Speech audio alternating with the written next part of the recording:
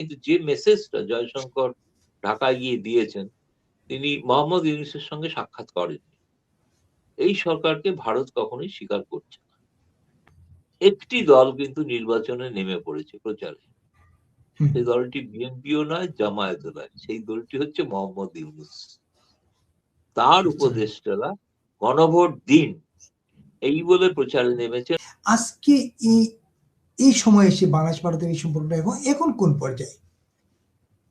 এখন তলানিতে, এ বিষয়ে কোনো সম্পর্ক নেই। মানে যদি বলেন কূটনৈতিক সম্পর্ক, সেটা তলানিতে। কিন্তু যেটা বললেন মঞ্জুর ভাই, আমি একমত যে এখনো ভারতের থেকে যে বাণিজ্য বাংলাদেশে যায়, ধরুন আমি অন্য পণ্যগুলোর কথা বাদই দিলাম। আপনাদের সামনে রমজান মাস আসছে, সেই সময় ভারত থেকে পেঁয়াজ চাই, ভারত থেকে লঙ্কা চাই, ভারত থেকে শাকসবজি চাই। কিন্তু তাছাড়াও ভারত থেকে কিন্তু 1200 মেগাওয়াট বিদ্যুৎ কিন্তু অব্যাহত আছে, সেটা চলছে। ট্রেন কানেক্টিভিটি বন্ধ হয়ে গেছে, সেটা ঠিক কথাই। কিন্তু ভারতের আকাশ ব্যবহার করে বাংলাদেশের বিমান ভারতে আসছে বা অন্যত্র যাচ্ছে। ভারতের আকাশ সীমা কিন্তু বন্ধ করা হয়নি বাংলাদেশের জন্য, যেটা পাকিস্তানের জন্য করা হয়েছে। কারণ ভারত পাকিস্তানের চোখে বাংলাদেশকে দেখতে চায় না। ভারত মনে করে নিকটতম প্রতিবেশী। একটা ধরুন, গোটা বিপ্লব বলতে যেটা ঘটে গেছে, সেই বিপ্লবটাকে বলা হয়েছে শেখ হাসিনা বিরোধী, একই সঙ্গে সেটা ভারত বিরোধী। তো যে কারণে যেটা ভারত বিরোধী স্লোগান, এটা খুব দুঃখজনক যে দেশের, অন্য একটি দেশের স্বাধীনতার জন্য ভারতের 16,000 সৈনিক প্রাণ দিলেন, যেটাকে বলা হয় রক্তের সম্পর্ক। সেটাকে যদি কেউ ভুলে যান, ভুলে যেতে চান, তাহলে কিছু কর হয়, তাহলে স্বীকার করুন যে বাংলাদেশের স্বাধীনতাটাকেই অস্বীকার করা, সেটা দরকার নেই, পূর্ব পাকিস্তানটাই সঠিক ছিল। তাহলে তার জাস্টিফিকেশন আছে, তাহলে তার কিন্তু এই জাস্টিফিকেশন থাকা নয়, দিল্লি নয় ঢাকা, ঢাকা একটা বোকার মতো একটা আবেগপূর্ণ স্লোগান দেয়, যে বোকার মতো আমি বলছি, আবেগপূর্ণ স্লোগান, যার কোনো অর্থ নেই, যার কোনো অর্থহীন কোনো ব্যাপার। যারা ভাষণ দিচ্ছেন তারা ভারতের থেকে নেওয়া বিদ্যুৎ নিয়ে ভাষণ দিচ্ছেন। ওটা বলুন যে বিদ্যুতের গায়ে লিখে দেবে যেটা ভারতের বিদ্যুৎ নয়, তাহলে 1200 মেগাওয়াট কাল থেকে বন্ধ হয়ে যায়। আমি এমনও জানি, একটা কথা বলছি, এটা বেসরকারি সংস্থা বিদ্যুৎ দিত, তাকে বলা হয়েছে আপনি যদি বিদ্যুৎ দেওয়া বন্ধ করে দেন তাহলে আপনার যে বকেয়া টাকা আছে দেওয়া হবে না। আমি নাম বলে দিতে পারি সংস্থা, এরকম অবস্থা। ফলে বিদ্যুৎটা বাধ্যতামূলক দিতেই হবে। বিদ্যুৎ এমন একটা জিনিস চট করে বন্ধও করা যায় না, সেটা ঘটনা। এবার যে তলানির কথা আপনি বললেন, সেই তলানির প্রসঙ্গে আসি। যে তলানির প্রসঙ্গে নিশ্চয়ই এটা একতরফা নয়, কিন্তু যে মেসেজটা জয়শঙ্কর ঢাকায় গিয়ে দিয়েছেন, তিনি মোহাম্মদ ইউনূসের সঙ্গে সাক্ষাৎ করেননি। এই সরকারকে ভারত কখনোই স্বীকার করছে না। ভারত চায় একটা নির্বাচিত সরকার, নির্বাচিত, যেটা বাংলাদেশের মানুষ যাকেই নির্বাচন করবেন তার সঙ্গেই সম্পর্ক থাকবে। এবং বোঝাই যাচ্ছে যে কতগুলো জিনিস আছে, যেটা দেখবেন ঢাকা থেকে ফিরে যাওয়ার পর জয়শঙ্কর চেন্নাইতে একটা আলোচনা চক্রে ভাষণ দিয়েছিলেন। সেখানে তিনি বলেছিলেন যে কূটনীতিটা একটা কমন সেন্সেরও ব্যাপার আছে। কমন সেন্সটা কি? কমন সেন্সটা হচ্ছে আওয়ামী লীগ এখন নেই ময়দানে, আছে বিএনপি, সব থেকে বড় দল। ভারত জামায়াতের সঙ্গে, জামায়াত দাবি করছে ভারতের সঙ্গে সম্পর্ক হয়েছে, কিন্তু ভারত কোনো দাবি করেনি, কনফার্মও করেনি। তো এখন দেখা যাক, সেটা ভারতের পররাষ্ট্র মন্ত্রণালয়কে জিজ্ঞেস করে, আগামীকালই ব্রিফিং আছে, হয়তো আমি এই প্রশ্নটা করবো, করে জানতে চাইবো যে এরকম কোনো আছে কিনা জামায়াতের সঙ্গে।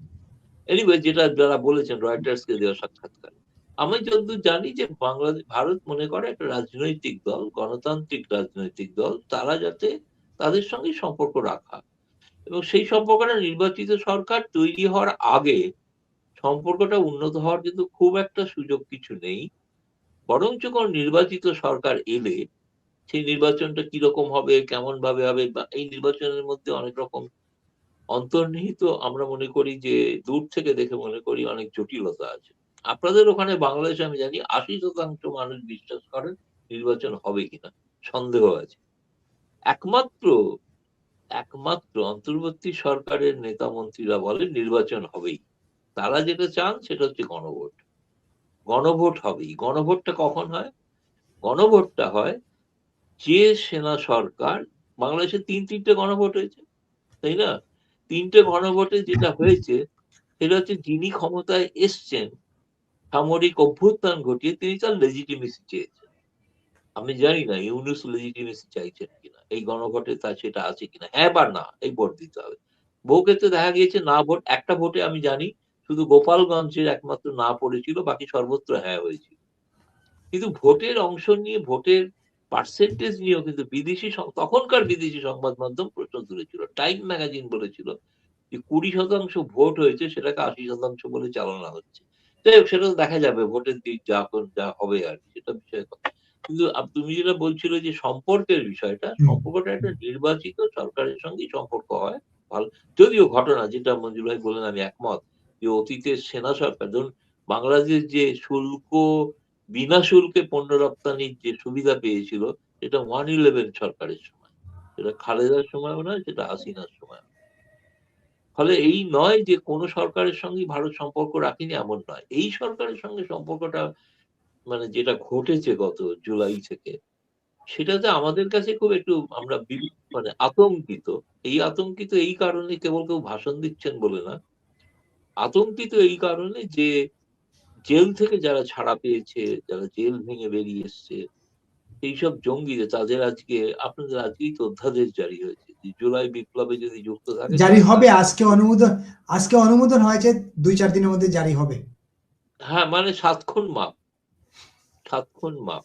তাতে আনসারুল্লাহ বাংলাও আছে, হিজবুত তাহিরও আছে, তাদের 7 খুন মাপ।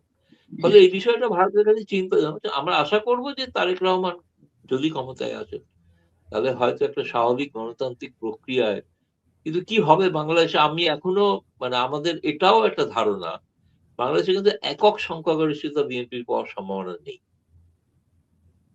এটা আমাদের ধারণা, আমি জানি না, আপনারা ভুল প্রমাণ করবেন ভবিষ্যতে ভোট দিয়ে, কিন্তু আমাদের ধারণা সেখানে জামায়াত একটা বড় সংখ্যায় ভোট পাবে এবং সিট পাবে, আসন পাবে। ফলে সেটা কি দাঁড়াবে, এক। আর দুই হচ্ছে, আর একটা জিনিস ভেবে রাখা দরকার। আমি মনে করি জুলাই সনদ যেটাকে ভিত্তিতে ভোট দিতে হ্যাঁ বলা হচ্ছে, সেটা প্রকারান্তরে একটা রাষ্ট্রপতি চালিত সরকার। কারণ একটা লাইন আছে, ভালো করে ভেবে দেখবেন কেউ যদি পড়ে থাকে। আপনি মুক্তিযুদ্ধ বিরোধী, বঙ্গবন্ধু সংবিধান বিরোধী কথা আছে, আমি বাদই দিলাম। একটি কথা আছে যে রাষ্ট্রপতির ক্ষমতা বাড়ানো। রাষ্ট্রপতির ক্ষমতা যদি বাড়ে, তাহলে সেই বাড়ানোটা কি বাড়ানো হবে? হ্যাঁ, মানুষ তো ভোট দিয়ে দিলেন, পরে বলা হবে যে ইউনূস রাষ্ট্রপতি হয়ে গেলেন, ক্ষমতা তো বাড়ানো হয়ে গেছে, ফলে তার ক্ষমতা থাকবে অনেক বেশি। ফলে রাষ্ট্রপতি ধাঁচের কোন শাসন ব্যবস্থা, অর্থাৎ মানে বকলমে কি একটা বাকশাল আবার, সেই প্রশ্নগুলো আছে। আমি বলছি না এগুলো হবে। আমি অনেক বিষয়টা বিরাট পরিধি করে ফেলেছি। ফলে বিপুল, এরপরে তুমি না, বলো নিশ্চয়ই। পরে। আপনি আপনি আপনি জয়শঙ্করের কথা তুলেছিলেন, যে জয়শঙ্কর চেন্নাইতে একটা অনুষ্ঠানের কথা বলেছিলেন। তিনি প্রতিবেশীদের সাথে সম্পর্কের বিষয়ে বলেছিলেন। সেখানে আকার ইঙ্গিতে তিনি বাংলাদেশকেই, নাম উল্লেখ না করলে বাংলাদেশের কথাই বলেছেন। না, নাম করে বলেছে। প্রশ্নটা তো বাংলাদেশ হয়েছিল বাংলাদেশ নিয়ে। প্রশ্ন যিনি করেছেন তিনি বাংলাদেশের কথা বলেছেন। উত্তরে তখন উনি না, বলেছিলেন যে আমি বাংলাদেশের, উত্তরেও বলেছেন এটা good neighbour, bad neighbour, middle আর গুড নেইবার এবং হ্যাঁ ব্যাড নেইবারের মাঝামাঝি আরেকটা নেইবার। হ্যাঁ, মাঝে যে মাঝে আমরা ঠিক। ব্যাড নেইবার বলতে চাচ্ছি না, কিন্তু কার্যকারণে এরকম ব্যাড নেইবারের মতন একটা ভাইব তৈরি হচ্ছে, ব্যাপারটা হ্যাঁ এইভাবে। হ্যাঁ হ্যাঁ। আচ্ছা, মানে আমি আরেকটা, যখন খবর সবাই জানতে চাই নতুন খবর কি, নতুন খবরের মধ্যে আমি যেটা বলি তোমাকে, যে জয়শঙ্কর, আমি জানতে পেরেছি এই আলোচনা, জয়শঙ্কর কি আলোচনা করলেন জি, তারেক রহমানের সঙ্গে, বা প্লিজ। প্রণয় ভার্মা গিয়েছিলেন তারপরে জি, তারেক রহমানের সঙ্গে দেখা করতে, কি আলোচনা করলেন। প্রণয় ভার্মা যেটা করেছেন সেটা হচ্ছে প্রজাতন্ত্র দিবসের একটা অনুষ্ঠানে তিনি তারেক রহমানকে আমন্ত্রণ জানিয়েছেন। এখন এটা বিএনপি সিদ্ধান্ত নেবে যাবে কি যাবে না। তিনি কিন্তু জামায়াতকে আমন্ত্রণ করেছেন কিনা আমাদের জানা নেই।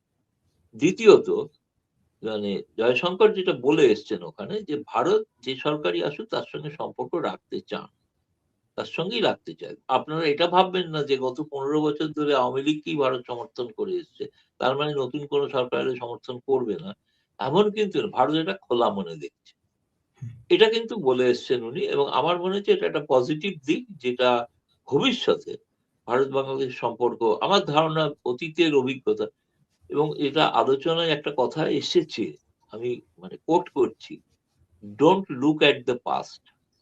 আমি জানি না কে বলেছে, কিন্তু ঘটনা হচ্ছে, এটা ধরে নিচ্ছি দুজনেই বলেছে, don't look at the past. মানে অতীতের অভিজ্ঞতাটা তিক্ত ছিল, সেই অতীতের অভিজ্ঞতাকে ভুলে গিয়ে নতুন করে একটা সম্পর্ক তৈরি করা। ফলে সম্পর্ক তৈরি করার বিষয়টা ওই 12ই ফেব্রুয়ারি, কিন্তু প্রচুর অজানা রহস্য এই 12ই ফেব্রুয়ারির মধ্যে আছে। ফলে এটা আমরা মানে একজন পর্যবেক্ষক হিসেবে মনে করি, যেটা ভারত সরকারের পক্ষে বলা সম্ভব নয়, বলছেন না, কিন্তু আমরা মনে করি আমি, তুমি নিজেও জানো খুব ভালো করে, আমি বাংলাদেশের তো নিয়মিত আমি যোগাযোগ থাকে, বহু লোকের কথা হয়, এমনকি বিএনপির মানুষের সঙ্গেও কথা হয়, তাদেরও সন্দেহ আছে এখন। আজকে যেমন আমি জানি না, সত্য মিথ্যে জানি না, একটা খবর রটিয়ে দেওয়া হয়েছে, কোন একটা বড় রাজনৈতিক দল নাকি ইউনূসকে বলেছেন যে নির্বাচনটা একটু স্থগিত করে দেন। তাতে নাকি ইউনূস বলেছেন আপনি লিখিতভাবে দেন। আমি এর সত্যতা যাচাই করছি না, কিন্তু আমি দেখলাম আমাকে কেউ পাঠিয়েছে, ক্রেডিবল নয়, ফলে আমি প্রশ্ন করলাম তাকে, এটা কে বা কারা, কারা করছে এই কথাগুলো। মানে এই ধরনের গুজব এখন প্রচুর চলছে। বাংলাদেশে এই গুজবটা চলার ভিত্তিটা হচ্ছে যে এটা কোনো একটা অনিশ্চয়, কিন্তু একটা জিনিস ধরে রাখতে হবে, কিন্তু একটি দল কিন্তু নির্বাচনে নেমে পড়েছে প্রচারে, সেই দলটি বিএনপিও নয়, জামায়াতও নয়, সেই দলটি হচ্ছে মোহাম্মদ ইউনূস। তার উপদেষ্টারা গণভোট দিন এই বলে প্রচারে নেমেছেন, গান লেখা হয়ে গেছে, গান প্রচার করা হচ্ছে, কেন গণভোট হওয়া দরকার, গানের প্রচার হচ্ছে। বাংলাদেশে গানের খুব একটা প্রভাব আছে, যেটা অতীতেও হয়েছে, জুলাইয়ের সময় হয়েছে, এখনো দেখছি এটা গান লেখা হয়েছে, যে গানের প্রচার হচ্ছে। মানে গণভোটটা ইউনূসের ভীষণ আগ্রহ, গণভোট হওয়াটা জরুরি। কেন জরুরি? একটা হ্যাঁ বা না দুটো ব্যালট বাক্স থাকবে, হবে যে হ্যাঁতেই বেশি ভোট পড়বে, কতটা পড়বে আমি জানি না, এটা বলে দেওয়া যায় সেই ভোটটা হ্যাঁতেই পড়বে বেশি, রেজাল্ট সেই নিয়ে প্রশ্ন হবে অনেক, সেটা পরের কথা। কিন্তু আমার কাছে যেটা মনে হয়েছে সেটা হচ্ছে যে ইউনূসের মন্ত্রী উপদেষ্টারা যারা, তারা কিন্তু প্রচারে নেমে পড়েছে। অন্য দল এখনো প্রচারে নামবেন 22 তারিখের পর, কিন্তু ইউনূসের দল, আজকে একটা সম্পাদকীয় দেখলাম, তাতে প্রশ্ন করা হয়েছে এটা কি করা ঠিক হচ্ছে। আমি দেখলাম প্রশ্ন উঠেছে অলরেডি বাংলাদেশে, এই সময় মানে মিডিয়া সাহস করে লিখেছে যে এটা কি করা সঠিক হচ্ছে। আমি জানি না, এটা তোমরা ভালো বলতে পারবে।